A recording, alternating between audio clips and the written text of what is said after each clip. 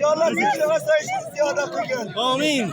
Siyahadi خلاص Memleket sazın olmasın ya Allah dünyada uzun hep zamanını algın. Amin. Türkistan'ımızda merkezi tamamen İslam kılgın. Amin. Afganistan'ımızda tüclük asayişlik. Amin. Amin Allah'ım seferlerimizi, persenlerimizi.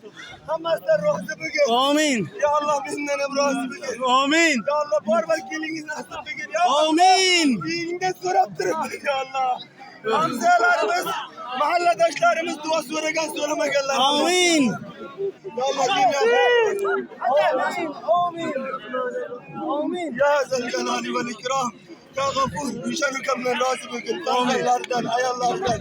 Amin. Ya Allah, hamma gözlerimizden razı. Amin.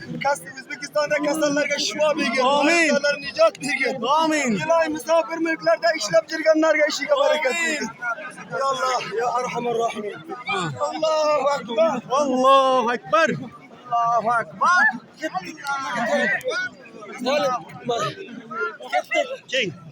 King açtım. Ya Rab. Ya Rabbim. King.